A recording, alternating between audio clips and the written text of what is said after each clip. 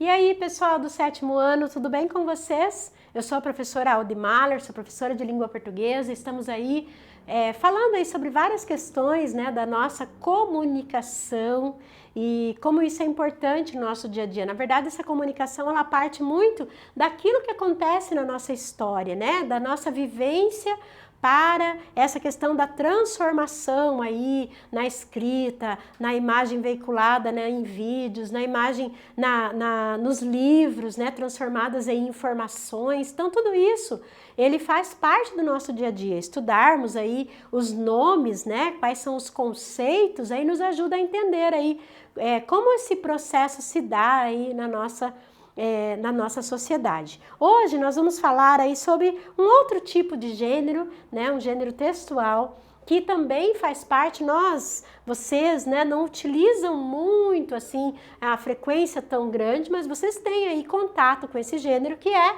o estatuto. Pessoal, o que seria um estatuto? O estatuto vem a ser um texto que tem ali a questão das normas. Então, normas que são colocadas, que são leis que são feitas para atender uma determinada população, uma determinada faixa, né? Então, nesse caso aí, exatamente para que esses direitos sejam atendidos. Os textos normativos, eles têm essa função, né, de fazer aí leis que sejam cumpridas, leis que sejam obedecidas, leis que tendem a fazer com que a sociedade tenha direitos, mas também tenham deveres. Nós gostamos da palavra direito, não é? Eu gosto, mas nós com o direito tem o dever. Então muita gente só gosta da palavra direito, mas ele esquece que com o direito você tem também essa questão de ter o seu dever. Então a professora colocou aqui como, né, por que as leis elas existem? Tem algumas pessoas que falam assim que as leis existem para serem quebradas, né, que as normas existem para serem quebradas, mas no seu sentido original, as normas elas foram feitas para serem seguidas, né? Infelizmente nós vivemos aí numa sociedade que tem como prática dar um jeitinho, e esse jeitinho é exatamente a se burlar as regras, né, quebrar as normas, né, fazer com que o direito do outro seja diluído, né, que não seja observado, que você não respeite. E aí esse quebrar as regras, desobediência às leis, acaba fazendo com que essa relação entre a sociedade, nós percebemos isso, né, como as pessoas elas são individualistas, como as pessoas não se respeitam. O mínimo que nós poderíamos fazer é respeitar o outro, né, enquanto ser humano. Então aqui nós temos aqui, mesmo os animais, né, a professora fala do ser humano, mas os animais também, né, até no próprio mundo animal, você tem mais respeito até do que o próprio ser humano, muitas vezes. As leis, então, são regras que organizam a vida das pessoas, tá? Quando você tem essa questão aí, então fica mais fácil ali, numa convivência, você ter ali alguns parâmetros para que, você saiba exatamente até onde você pode ir, né, para não ultrapassar, para não ferir o direito do outro. Então, para isso que as leis existem. São elas que definem os limites da nossa liberdade, né, enquanto cidadãos. Então, a lei ela é muito importante, né? Tem gente que fala assim, eu não gosto daquele lugar porque tem muita lei, eu não gosto da minha mãe, da minha casa porque ela coloca muitas regras. Imagine, né, se o mundo fosse sem regra de mãe, se já está desse jeito, né? Então, obedeça a mãe sempre tem razão, tá? Nesse caso aqui, a professora colocou então o conceito, o texto normativo é aquele que integra um conjunto de regras, normas e preceitos, tá? Preceito aqui tem a ver de como você pode fazer para que aquilo seja algo que dê um convívio, que seja possível convivência, tá? Então é isso que é o preceito, tá? Destina-se a reger o funcionamento de um grupo ou de uma determinada atividade. Então, o normativo que estabelece regras ou normas, e é isso que nós estamos falando. O estatuto, ele vem dessa questão de ser um texto normativo, ou seja, que estabelece normas, regras para determinada sociedade. Então, as leis e as normas, elas possuem estruturas textuais ou são textos livres de organização?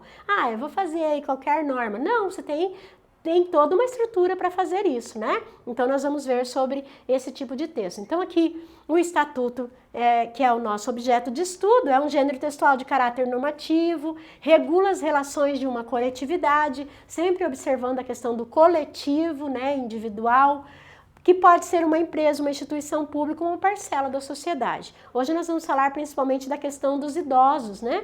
O Estatuto do Idoso, por exemplo, tem o Estatuto da Criança e do Adolescente, o ECA, né? Então, tem o Estatuto do Meio Ambiente, tem estatuto para tudo, na verdade tem essa questão aí das normas, né?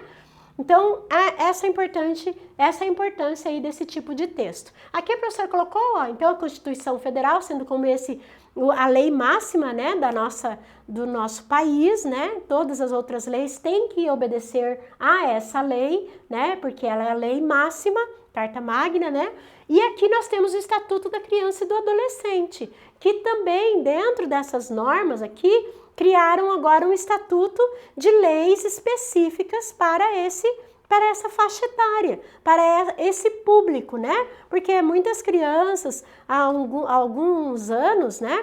Não é tantos anos assim passados, mas há alguns anos as crianças e os adolescentes eles não tinham os direitos estabelecidos na lei. Embora lá na Constituição diga que todos têm direitos iguais perante a lei, não importa raça, cor, sexo, idade, mas não tinha um estatuto específico para quais são essas atribuições. E aí o ECA, ele existe exatamente por isso, e ele ainda é um órgão que fiscaliza aí, né? Aí o Estatuto do Idoso, muito importante na nossa sociedade também. Pessoal, agora que a gente tem aí essas vagas preferenciais, a gente tem espaços, né, na fila, mas antes não se tinha isso, né, porque a sociedade ela não via essa importância. Hoje, ainda bem que nós conseguimos modificar isso, isso é algo positivo na sociedade, né. E Estatuto da Pessoa com Deficiência também, né, você não tinha esse espaço também reservado para a pessoa com deficiência, embora ainda tenha muita coisa a ser melhorada, né. Nós sabemos que a sociedade ela não funciona como sendo uma sociedade inclusiva. Então, nós precisamos ter esse olhar também, né? E aqui nós temos a nossa Constituição Federal, só para a professora queria mostrar como que esse texto ele tem a estrutura. Então, eu tenho a questão do título, esse título ali em caixa alta, exatamente para fazer essa questão aí do que está sendo demonstrado, né? Os princípios fundamentais, esses subtítulos. Depois eu tenho os artigos, né, que são exatamente essas leis, daí cada artigo, né, ele vai sendo numerado aí como ordinal, né, o artigo 1º, o artigo 2º, tá, até o 10 vai sendo dessa forma. Depois eu tenho as alíneas, que são chamados aí, essa questão dessa subnumeração, tá, então as alíneas aqui, e parágrafo único, muitas vezes aí para fazer um resumo, para fazer um adendo, né, algo para colocar algo a mais ali em relação àquilo que está sendo discutido.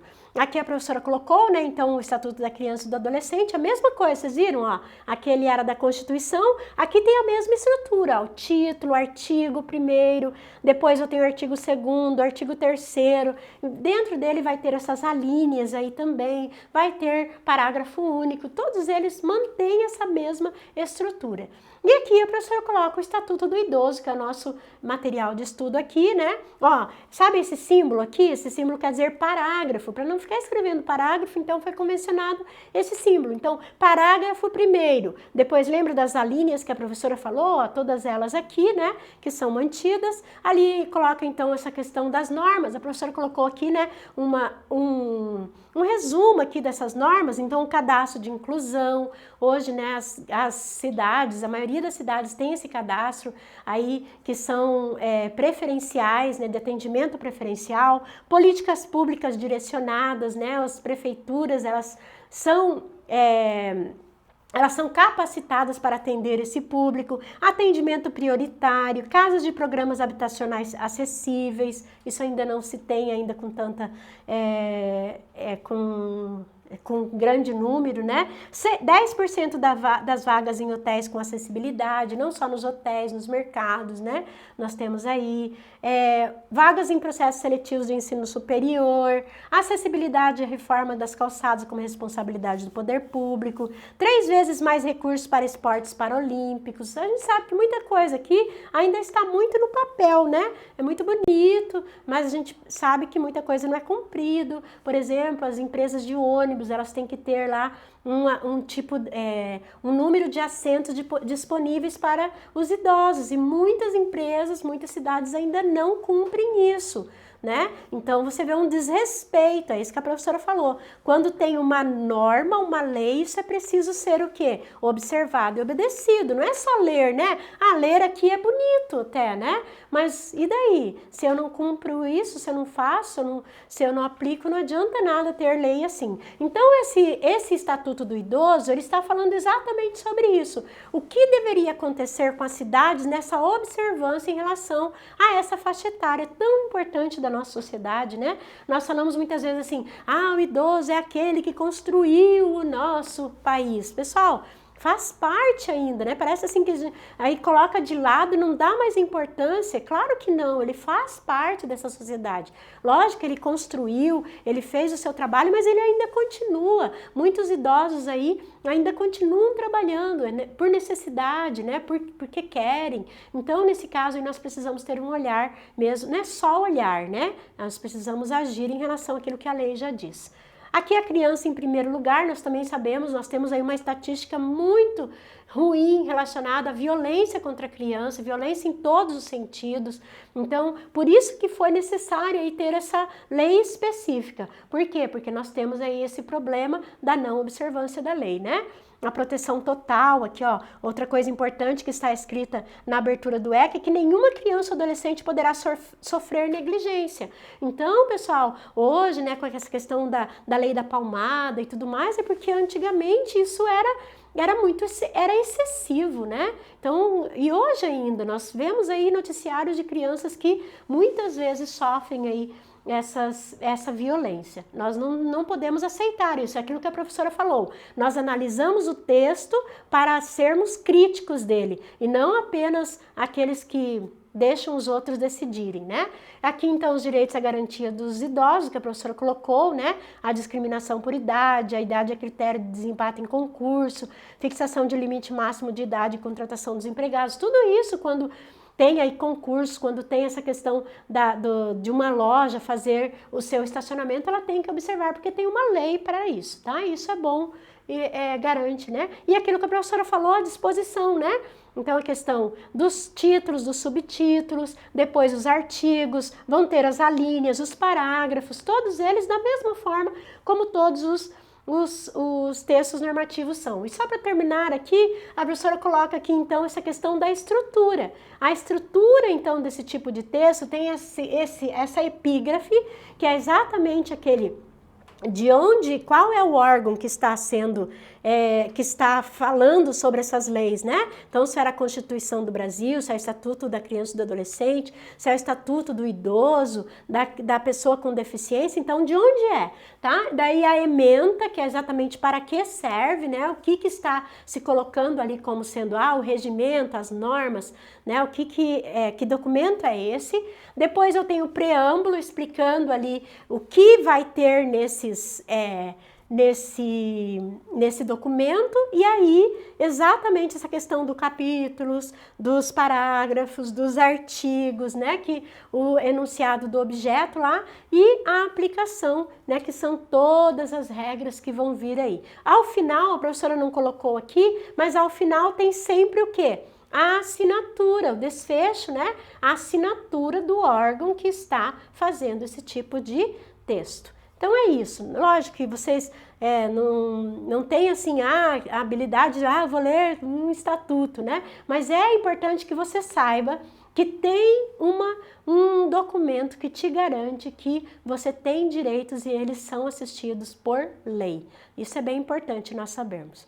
Eu espero então que você tenha entendido sobre esse tipo de texto, que é um texto normativo, que ele requer aí a questão de regras, que essas regras não bastam apenas estarem no papel, né? É importante ali ter a questão da estrutura, né? Muitas vezes nós temos essa questão de que as empresas, elas falam muito nessa, elas batem muito nessa coisa de, eu falo uma coisa, mas eu ajo de forma diferente, né? Que a gente aprenda a não fazer dessa forma, tá?